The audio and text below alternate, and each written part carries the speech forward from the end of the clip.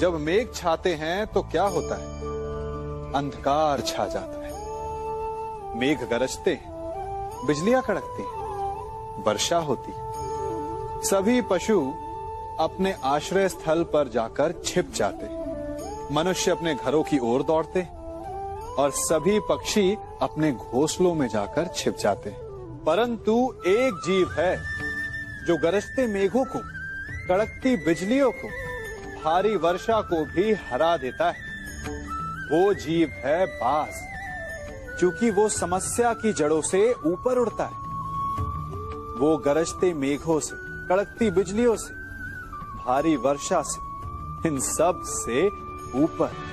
यही अंतर है हारने वालों में और जीतने वालों में।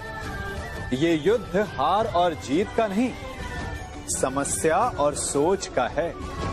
यदि आप अपनी सोच को छोटी रखेंगे तो समस्या बड़ी हो जाएगी, और यदि आप अपनी सोच को बड़ी रखेंगे तो समस्या छोटी हो जाएगी। मनुष्य जीवन की परीक्षा में सफल होने के लिए क्या नहीं करता? वो परिश्रम करता है, दौड़ भाग करता है, और ये सब करने के पश्चात भी जब उसका काम नहीं बनता तो वो नकल करता है ना? तनिक लौटिए अपने बचपन में, स्मरण कीजिए अपने बचपन की स्मृतियों का। क्या स्मरण हुआ? विद्यालय में जब आप परीक्षा देने जाते थे तो क्या होता था? आप ना सही, परंतु कोई ना कोई सफलता पाने के लिए नकल करता ही था और उत्तीर्ण भी हो जाता था, है ना? परंतु जीवन की परीक्षा ऐसी नहीं होती। नकल करने वाला सफल नहीं होता। कारण विद्यालय में सबके प्रश्न पत्र एक होते थे, परंतु जीवन के प्रश्न पत्र और उनकी कठिनाई सबके लिए भिन्न होती। तो निश्चित रूप से उनके उत्तर भी भिन्न होंगे ना। इसलिए यदि आपको जीवन में सफलता पानी है तो नकल ना कीजिए। स्वयं के प्रश्नों का उत्तर स्वयं ढूंढिए और सफलता आपकी ही होगी। हम सब अपना जीवन शांति से जीना चाहते हैं, अपना हर पल आनंद में भोगना चाहते हैं, परंतु ऐसा नहीं कर पाते। कारण क्या? कारण है समस्या का? क्या हमारे शत्रु इसका कारण है, या हमारे उत्तरदायित्व, या फिर समय की कमी? नहीं, कारण है हमारा भय। ये भय कि कोई क्या कहेगा, हमारे विषय में कोई क्या सोचेगा, है ना? हम स्वयं जीते हैं, स्वयं मरते हैं, तो फिर जीते समय संसार की चिंता क्यों करते हैं? हाँ, संसार का अहित ना कर, ये बात अवश्य ध्यान में रखने योग्य है। परंतु संसार की सोच की चिंता करके स्वयं का जीवन नष्ट कर, ये कहां तक सही?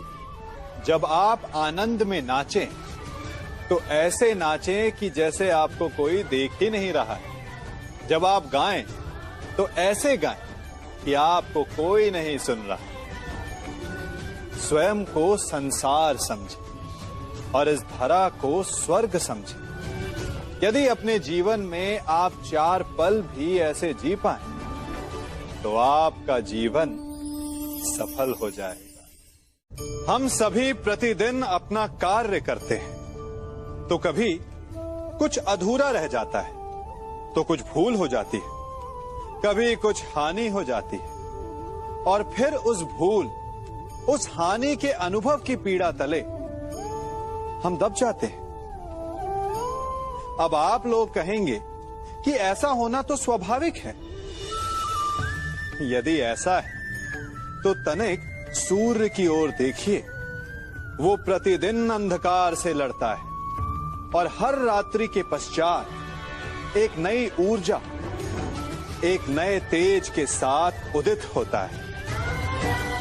तो क्यों ना आप भी अपने जीवन की बीती पुरानी बुरी बातों को भुलाकर अपना प्रत्येक दिन नई ऊर्जा, नए जीवन की तरह प्रारंभ करें।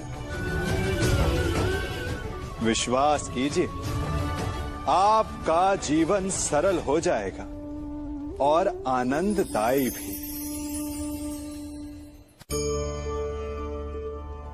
मैं क्या कर रहा हूं?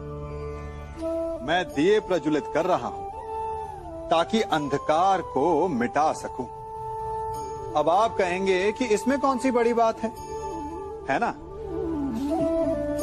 परंतु इसमें महत्वपूर्ण बात समझने के लिए यह है कि मैं क्या नहीं कर रहा हूं, और मैं अंधकार नहीं कर रहा हूं। क्योंकि अंधकार को मिटाने के लिए प्रकाश का अस्त्र तो उठाना ही पड़ता है। बुराई को बुराई से नहीं, अच्छाई से जीता जाता है। अन्याय को अन्याय से नहीं, न्याय से लड़ा जाता है। क्रोध को क्रोध से नहीं, क्षमा का साथ लेना होता है। ठीक उसी प्रकार एक लोहा लोहे को काटता है, परंतु एक ठंडा लोहा ही गर्म लोहे को काट सकता है।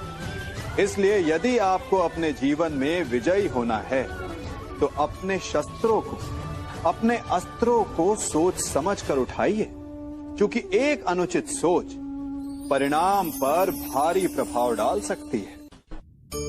चाह मनुष्य के जन्म लेते ही उसके मन में जन्म ले लेती है। चाह जीवित रहने की, फिर प्रेम की, फिर आनंद की, फिर सफलता की। परंतु सबकी चाह पूर्ण नहीं होती। हर एक के पास अपनी चाह ना पूरी कर पाने के सैकड़ों कारण होते हैं। अपना लक्ष्य ना पूर्ण कर पाने के सहस्त्र बहाने होते हैं, और हम ये जान ही नहीं पाते कि कब हमारी असफलता के कारण हमारे ना प्रयास करने के बहाने बन गए। हम जो चाहते हैं उसे ना पा सकने का कारण ये कभी नहीं होता कि अवरोध बड़ा था। कारण ये होता है कि हमारा प्रयास छोटा था। कभी कुएं से पानी निकाला है तो अवश्य देखा होगा कि कोमल रेशों से बनी हुई रस्सी भी कठोर पाषाण पर अपने निशान छोड़ जाती है।